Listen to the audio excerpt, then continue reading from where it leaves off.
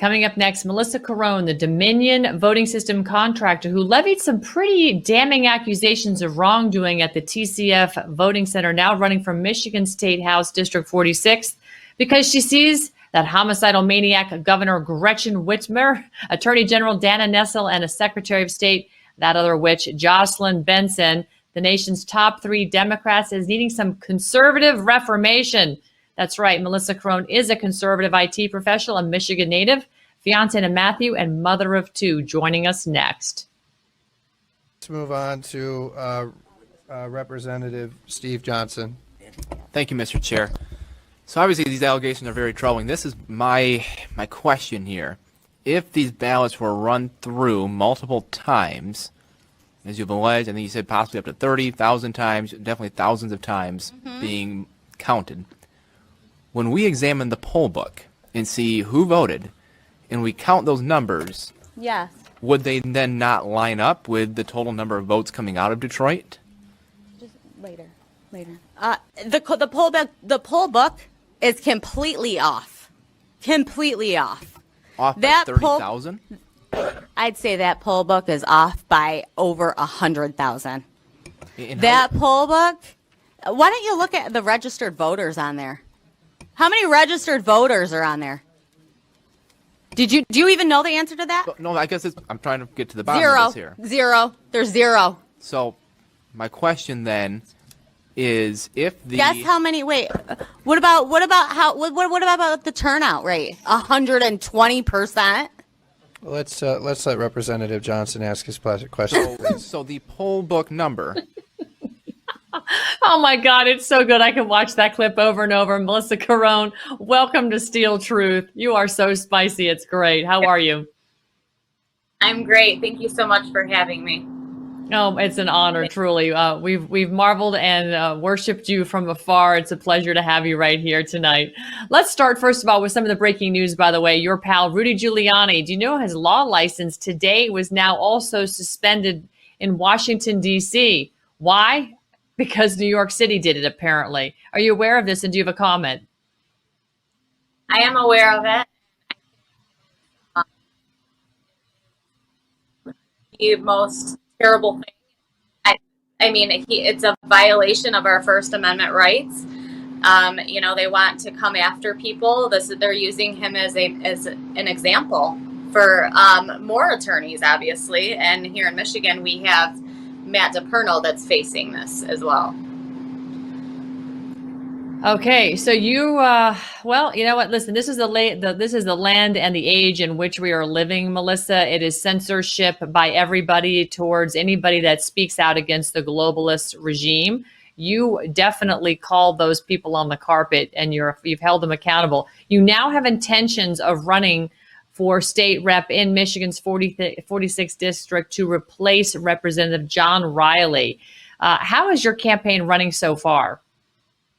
Well, it's going very good, and I just want to make a correction that my fiance got transferred with his job, so I am now running in District 33, not 46. But my campaign, it's okay because I'm still filed in 46, but I plan to switch after we do all the redistricting that we're doing. But it's going very good. I've had some very good endorsements. I've been endorsed by Rudy Giuliani, by Mike Lindell, by Matt DePerno, Alex Jones. I have some great endorsements, and I'm very thankful for all the people I've gotten to know through this journey. It's been great. But right now, we are focusing on a forensic audit here in Michigan, a full forensic audit here in Michigan, and that is my primary focus. All right, so let's talk about the full forensic audit in Michigan, because there's been some debate about the actual semantics here, whether it's truly a full forensic or it's fractional. From where you're sitting, what do you see happening, and can you define full forensic audit? What does that mean to you? To me, a full forensic audit is the entire state of Michigan. That is very important. Even though I know that we would find enough fraud in Wayne County alone to cover the entire state of Michigan. But, right now, as you know, we have a state rep, a freshman state rep that is currently running for Congress that introduced a bill for a forensic audit. It is not a full forensic audit. It is a fractional forensic audit. And, you know, we can't have that. We have to fix it. And, you know, we're trying our hardest to get this done. And I do believe we will get it done. It's just going to take a lot of pushing and, you know, it's going to take a lot of people coming forward demanding this. Okay, can you define the fractional audit versus the full forensic that Rep. Cara is actually putting forward per how you understand it? Are you calling it a fractional because it's only one county, or are you calling it fractional because it's only a portion of one county?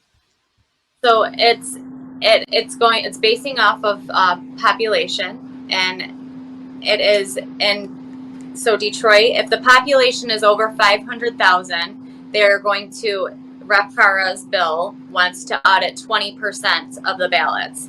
If it's under 500,000, he wants to audit 10% of the ballots. We don't want this. We want to do 100% of the ballots. You know, that's fractional because he's doing a percent, 20%, the most. So, you know, it's not acceptable. We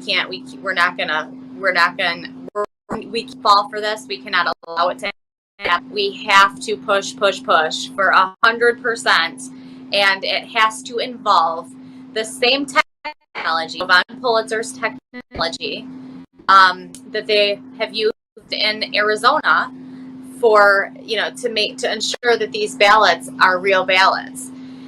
You know, checking the folds in the ballots, making sure that they were filled out by a human being and not a machine. You know, there's so many things that we have to use his technology. We have to follow him. We have to use his technology. It is what works. Arizona worked. We have to make Michigan work. Okay, you're talking about Joe Von Pulitzer with his kinematic artifact detection system. How did you see your role on November 3rd? Because you were really explosive when Rudy brought you on to testify. You shook the ground. In fact, Saturday Night Live tells you how over the target you were because, of course, they had to take a jab at you and Rudy. But how did you see your role that day? You know, I had just had our daughter. My daughter was 4 months old. I was being attacked by the media. It was a nightmare, a complete nightmare at that time. I knew that I was it was the end of my career. I had people knocking at my door every day. It was, like I said, it was a total nightmare, and I was stressed out. But, you know, to be honest with you, when I got in there, I couldn't tell the Democrats from the Republican legislators.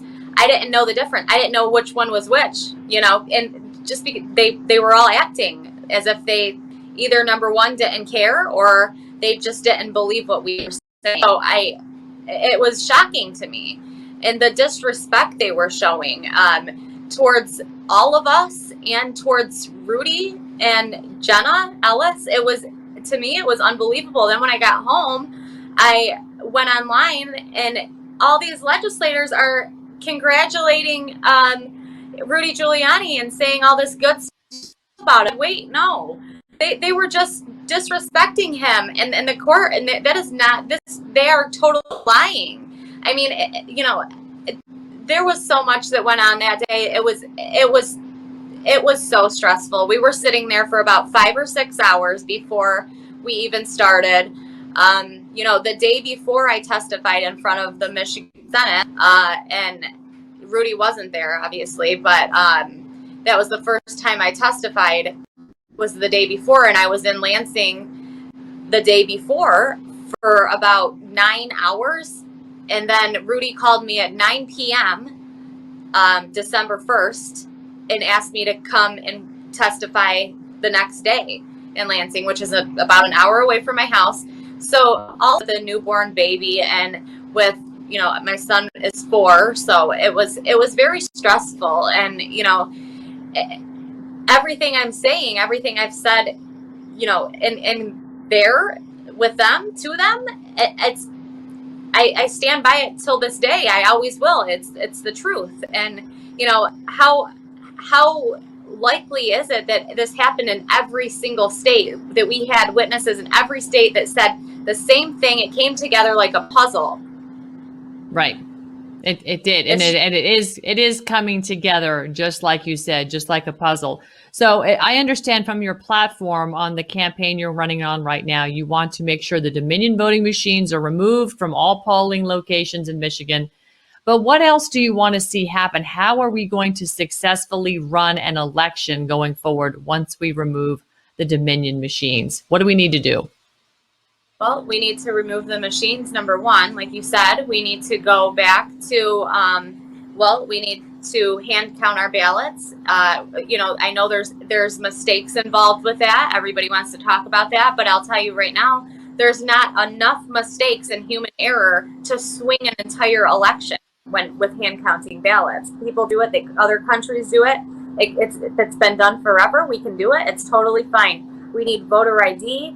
We need signature verification. We need updated voter files, verified voter files. Here in Michigan, what our Secretary of State did was completely illegal. She pulled the archived voter rolls from years ago and applied them to this year's election. Or last year's election. So what she did was she pulled over 500,000 people that have either moved out of Michigan, died, something over. They can't vote, and applied that to the qualified voter file. You can't do that. And obviously, there's been so many things. The big ballot dump that happened at 4 a.m. We thought it happened one time in Michigan. It did, and we have the video footage now. It happened three times. These are all ballots that we will find out got filled out by machines. This is a big reason why we must go with Jovan Pulitzer's technology for a forensic audit. There's just so much that's been done, and we have to have a one day voting. If it takes us 4 weeks, 5 weeks to count the ballots and figure it out, it's okay. We have to have one day voting. These are simple things that we've done for a long time. They've been done before. Other countries have done them, and it's common sense. It's truly common sense. Mail-in ballots. It's all this COVID opened a door to fraud, and that's exactly what it was here for. That's what it was created for in a lab in Wuhan. All of this was done to swing this election.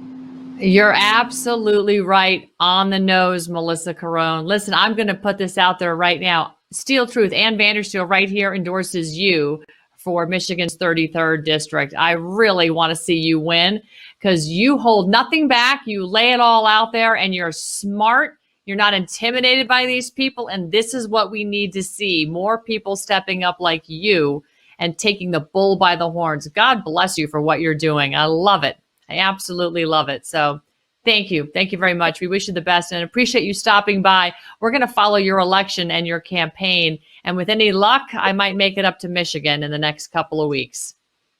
Oh, that would be great. My website, Carone.com. Yes. Sorry. Let's put it up there. Vote Carone. Yeah, we're going to put it up on the screen right now. VoteCarone.com. Okay, and it's on the website below. VoteCarone, CARONE.com. Mellissa, thank you so much. Keep up the hard work and never quit. Give them hell, honey. Just go, go, go. I will. God bless you. God bless you. Have a good night. All right. We'll be right back after this with a quick break, and we'll wrap the show. Guess how many? Wait. What about the turnout rate? 120%. Let's let Representative Johnson ask his question. So the poll book number, there's two things that could happen here. Either the poll book number, if ballots were counted multiple times, there's two options. Option number one is that the poll book numbers are not going to match. They don't. The actual. not by thousands and thousands of votes. That's not what we see right now. You That- take a that's look option number again. one. Take a look again. Option number two is that they essentially were filling in names of people who didn't vote. Dead people too. So is that? I Let's guess, let is that your Representative suggestion? Johnson ask his question, and then when I he's thought that done, was his answer. Okay. Well, I guess that's well- my question here is why we're not seeing the poll book off by 30,000 votes. That's not the case. What did you guys do? Take it and do something crazy to it? I'm just saying the numbers are not off by 30,000 votes. So I know what are you I saying saw. that they're filling in? I know what I saw, and I signed something saying that if I'm wrong, I can go to prison. Did you? okay, I'm just trying to ask you a let me, legitimate question here. yeah, let's let Representative Johnson ask his question, and then don't interrupt him, and then Okay. and then if you want to respond to it, that's fine. And did you have more, Representative? Yeah, I guess I just want to keep following back up with the poll book. So are we saying that the poll book is either wildly off or that they are Wildly filling off. in names? It's wildly off, and dead people voted, and illegals voted. Okay. So that's my answer. I think we're going to move on. Yeah.